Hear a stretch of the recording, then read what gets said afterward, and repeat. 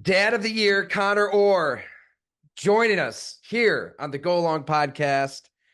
He is one of my best pals, went to Syracuse together, but more importantly, one of the absolute best writers, thinkers in pro football.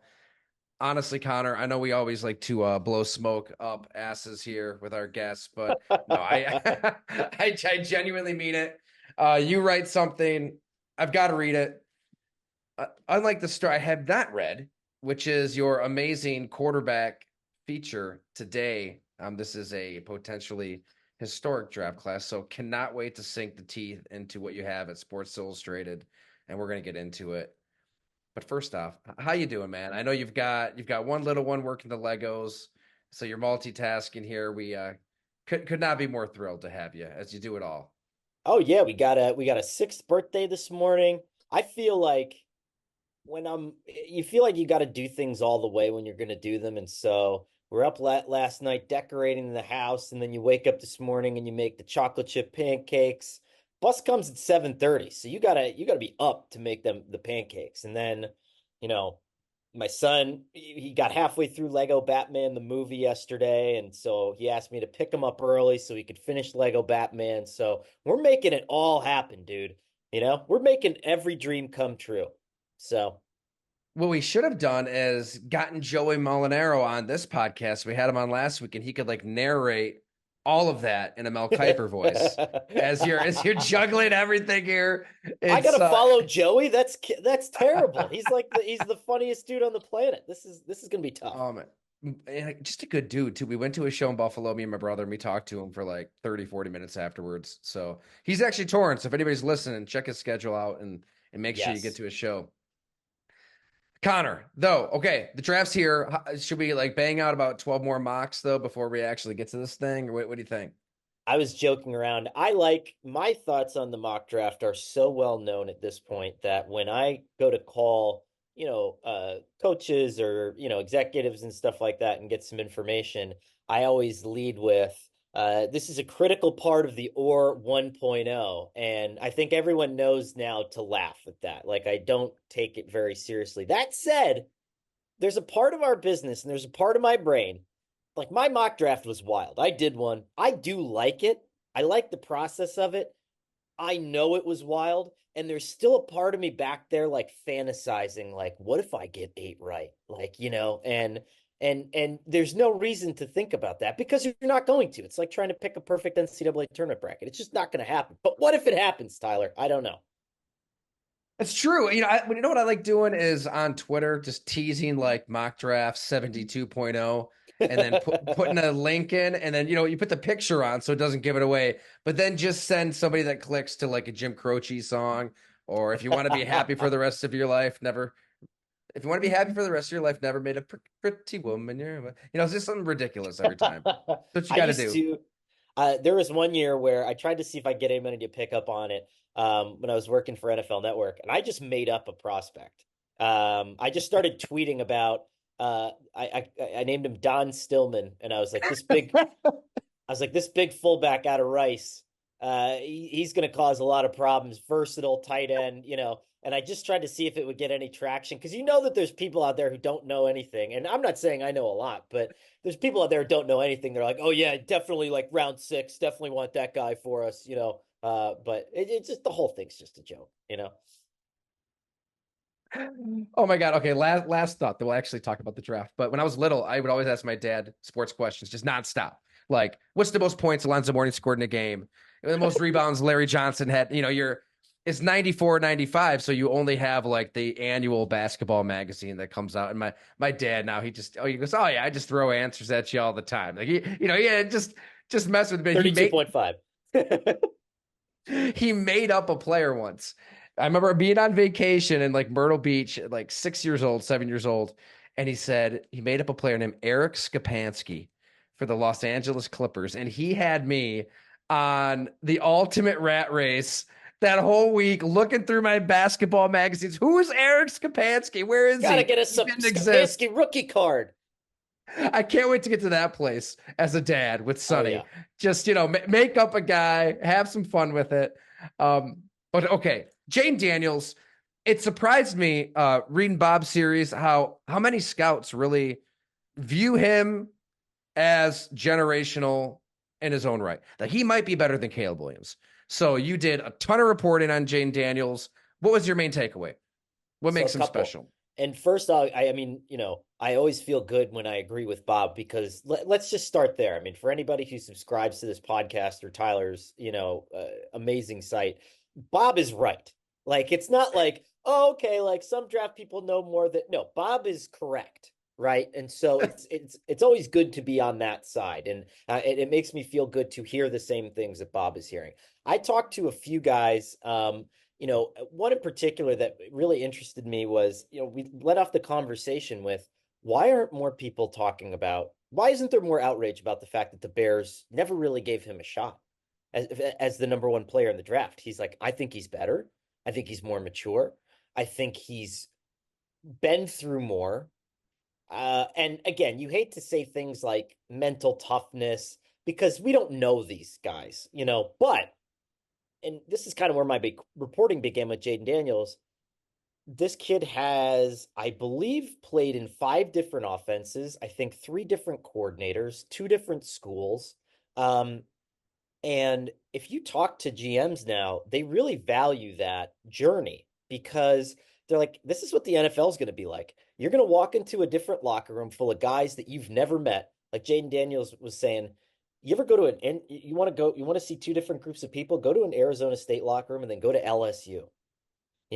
These people are raised differently, they think differently, they act differently, and I got to be me, but also, bring them onto my side. And so I think that there's a lot to like about him. Never mind the fact that I don't think the ceiling's tapped on his. I think he was telling me just 2 or 3 years ago, he did the whole 3D motion capture thing and he was too front facing on his throwing motion. He fixed that. And he said, when I throw a deep ball now, I feel like Steph Curry when he shoots a 3-pointer. Like I just know it's going in. I know it's landing in the breadbasket. My body feels amazing when I'm doing it. And this is 2 years into this. I mean, I really do think he's going to be a special kid. Fascinating. There's no substitute for experience, and No. he's and being the face of a program once and then twice, stepping into both locker rooms as the guy.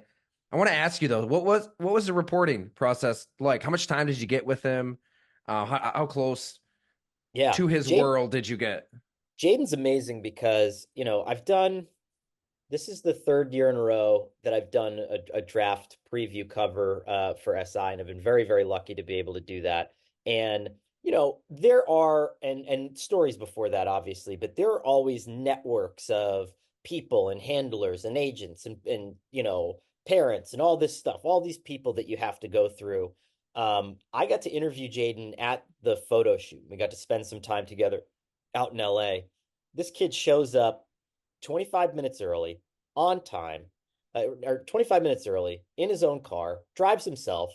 And what was funny about the photo shoot was we rented a studio. This is like a little inside baseball, but we rented a studio that was in a strip of mechanics in LA, right? So you pull into this parking lot and there's just garages full of auto mechanics. And you're looking around like, where the hell am I? What's going on? And doesn't phase him at all. Like he pulls in his car, just shows up at the door, knocks on the door, and it's like a shed in LA, and just knocks on the door and he's like, "Hey, what's up?" Just comes in, shakes everybody's hand. The stuff that I think about now as a 35-year-old guy, like eye contact, remembering your name, looking at you. I didn't see this kid pick up his phone one time from the second he got in the door until the second he left, like just totally in the moment. And all that stuff, like you learn to take note of that and you become really impressed because not everybody's like that. You know what I mean? And especially, as a quarterback, you need to be like that. And I do think he's built the right way. God, thanks for sharing that. Those little things really do matter. I mean, because it is all over the spectrum. There's players of that stature where you're going into that situation. Sometimes you've been told maybe multiple times over, like 23 minutes or 18 minutes, or there's like a cap on it, and Mm-hmm. you're only going to get that amount of time. and it truncates everything. You're rushing through questions. Maybe they are checking their phone. Maybe they are checked out. Hell, there was James Pierre, like a backup cornerback for the Steelers. I remember a few years back, we agreed to do a feature, and I drove the 3.5, 4 hours to Pittsburgh to see him. And it wasn't until I got there that he said, "Oh yeah, I'm sick. I can't do it." Okay, got my car, drove back. Turn around and go Never heard from him again. So maybe he's still sick. Maybe he's been sick for 3 years. Somebody should check on James. But you're right. home. I mean, it's easy to kind of big time us in private behind the scenes, and, 100%. and how you act in that kind of setting. I think says so much about you if you're Jayden Daniels. I agree. And people will say that, oh, it's this media self-importance. And listen, I'm the first person. I say this to every player almost to a T that I interview. I understand that I'm the last thing standing between you and what you want to do today. I get it. Yes. I Yeah. know that. Okay. So I'm going to try to make this fun. I'm going to try to do the best that I can and treat you with respect. But how they're going to treat me is how they're going to treat the cafeteria worker, how they're going to treat the training specialist at the facility, how they're going to treat their position coach, who controls all that kind of stuff in their lives, how they probably treat a lot of their friends. And so that's why, my gold standard for humans that I've interviewed in modern NFL quarterbacks would be Joe Burrow, right? And Jayden has that same energy, very relaxed, very confident within himself, excellent football memory. That's another thing too, where you ask a guy, you always ask, well, is there a play that comes to mind when you're talking about this? And he just starts rattling off Old Miss, 3rd and 7, 42-yard line, ba, ba, ba, ba, ba, ba, ba, ba, all that stuff. It matters to me, and I do think it matters to teams too. Washington Commanders, number 2 overall, done deal. Yes. Obviously, his agent had just chimed in on a tweet. I don't know. I think it was a little overblown. But is that a done deal? You think he'll be the quarterback for Washington? I think so. And what a coup this is for the Commanders. I mean, think about all the places that this franchise has been, all the dark times, and now you emerge with who could very well be the best quarterback in the draft. I mean, my guess is, listen, Cliff Kingsbury had Caleb Williams at USC. He's the offensive coordinator. If he was so incredibly blown away, don't you think we would have heard something about them trying to move up at least one time? If it was like, this is knockout, it's not even close, he's the number one guy, there's no point in drafting anyone else, don't you think they would have at least tried to move Yeah, up? yeah. And I think that they are thrilled that this guy's fallen into their lap. Herm Edwards compared him to Randall Cunningham. Do you see some Randall Cunningham there? Is there a comp for Jayden Daniels because he is so narrowly built, right? Like 6'4", what is he, 210, two Yeah. twenty, and Mm-hmm. maybe he drank a lot of water. I think somebody made the point that after he was weighed in, he was like Austin Powers, right? Just peeing forever. Yeah.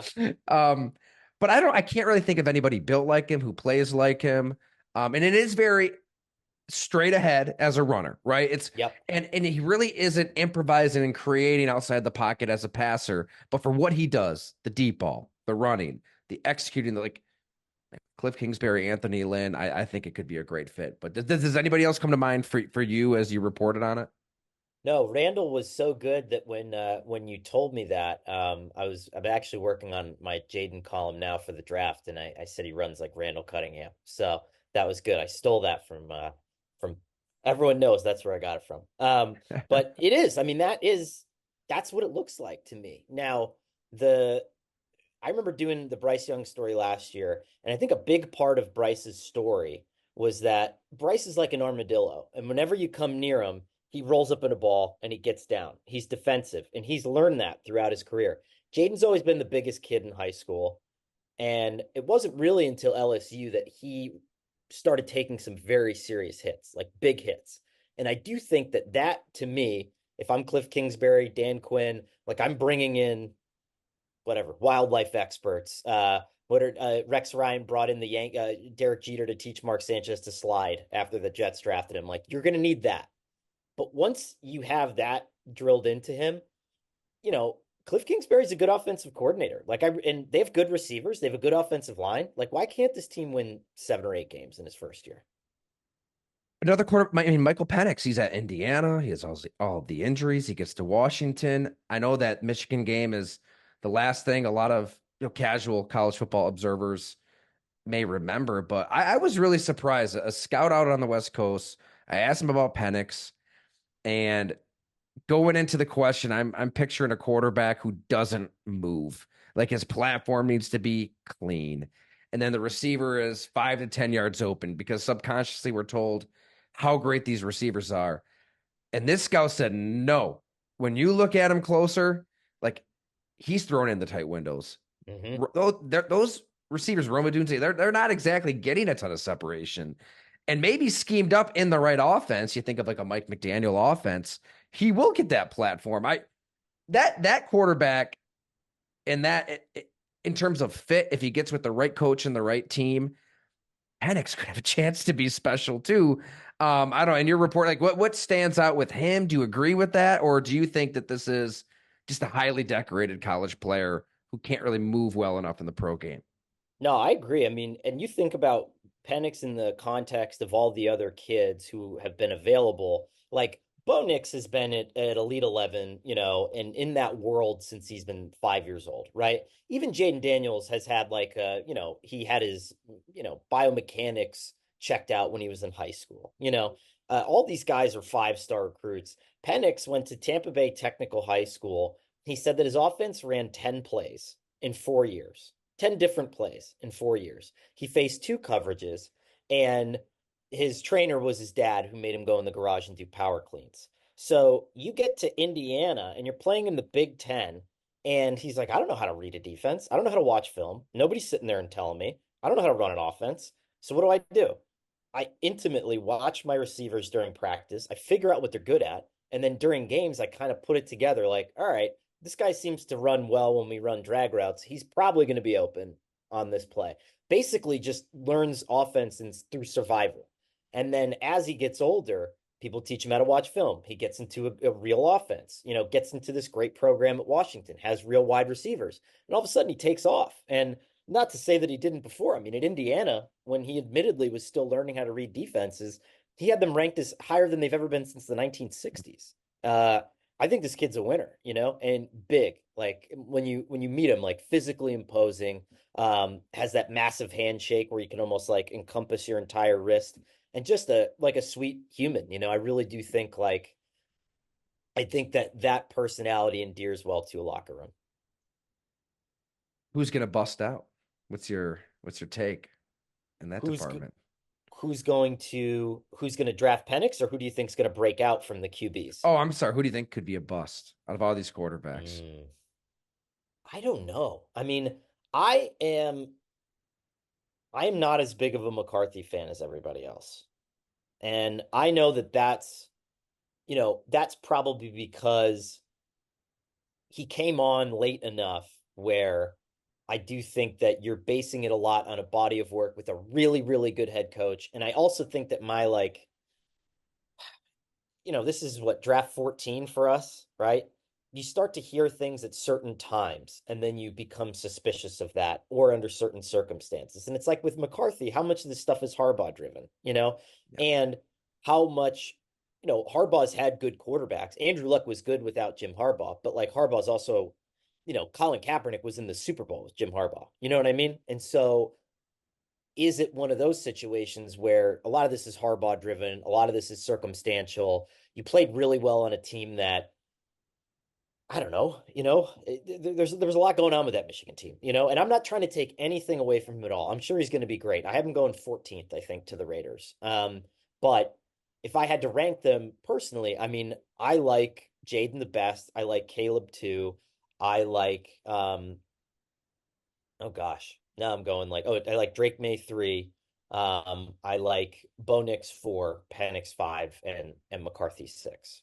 That's my order. But I mean, I had Will Levis as QB2 last year. So, take Hey, that for what let's it's worth, no, let it play out, right? I mean, True. these GMs, these teams, they don't know everything. Zach Wilson was just traded for, a bag of Delta soggy pretzels and peanuts, right? I mean, it was, I don't even know how to describe Zach Wilson at this point. I think we had a previous guest on at one point, and we described that was it the remember that awful Thursday night game? Was it the Colts and the Broncos, something like that? We started if we've never seen Human Centipede, but it was something like that. Oh I, God, you that movie know, was rough. you saw it? Oh God, yeah. Oh That was a man. tough one. What That was a why? really tough Why one. did you watch that? It was, I'll never forget it. It was like it's like the second to last day of college. And it was just like that day before your parents come for graduation and there's like nothing, like your apartment's empty and everything's boxed up and you're like, you've drank for like 35 nights in a row and you're just like, it's like 10 in the morning. And I remember me and my buddy Bill were just sitting there and we're like, all right, want to watch Human Centipede? Like, there's nothing else to do. And just afterwards, totally regretted it. Oh man, you should have called me and Easy up. We could have gone to Chuck's, had a few beers Golly, instead. my stomach would have been in equal states of That's true. awful, but I would have been sick either way. But at least that way I That's would the have had a good Zach time. Wilson experience. So off to Denver he goes. But my point is like these teams, I don't know, they don't always know everything. But with JJ McCarthy, I'm in the same place. It's like you watch Michigan pound these teams with the run, with defense, with some timely throws here and there. Like, what am I missing? Like, what am I missing here? Isn't this AJ McCarron? Like Chris Winkie, Ken Dorsey, pick your winning college quarterback. Like the intangibles matter. They do matter, but when the intangibles like encompass like who you really are. I mean, and we're not talking about a physical gift, an athletic gift first in your description. That strikes me as a problem in You comparison to have to these other be. guys. I mean, if you're like everyone, Albert Breer does an awesome job, and I'm very lucky to work with him. And his comp was like superpower Brock Purdy. I can't get on board with that as a first round pick. I can't. Like first round pick, you have to be this guy can do everything that any quarterback can do, and he can run. That's the baseline now. You can't. There's no other.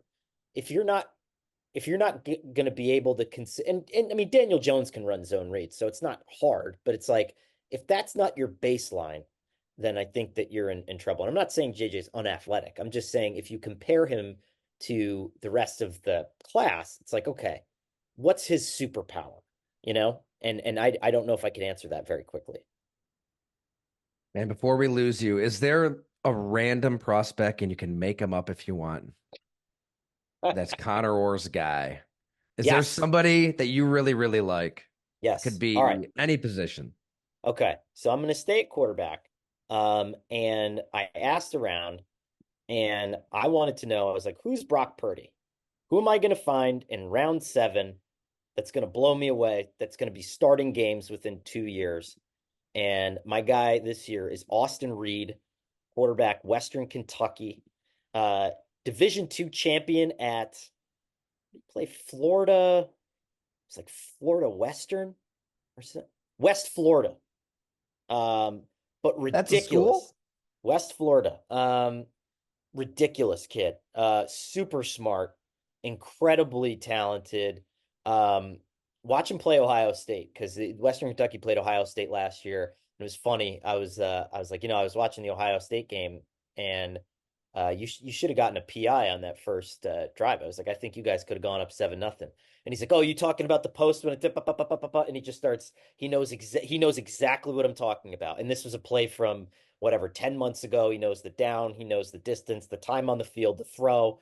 Um, Really impressive kid, and he works with um, Will Hewlett, who was Brock Purdy's coach. He is Caleb Williams' trainer. He's kind of like the new super quarterback guru. So I think that there's a lot to like there. So I would keep an eye out for Austin Reed in the back end of the draft. You heard He's a it real here person too. first. He's a real person, I promise. If you just completely made up that story, I would have believed you 100%. It's like, wow, I got to get on board with that guy, huh? Yeah, real dude. Amazing. Amazing. Conor, you're the best. Thanks so much for squeezing us in between your various dad duties on your daughter's birthday, which is unbelievable. You do it all, and I cannot wait to be freed of dad duties in this end to sit down and read your quarterback story at si.com. I'm sure it is predictably amazing. Everybody make sure you read Make Conor. make it a bedtime story. Your kids will love that, you know? We've been working the highlights with they just Sonny especially loves the when you find things, just find the pictures. Oh yeah. But we've done the same exact finder and the same exact highlights for about 2 months straight. We got to expand Sonny's horizons, so we're gonna read Connor's story as Read a Sports family tonight. Illustrated. Yeah. Do it. Yes. Thank you so much, man. Great to see you. Thanks, buddy.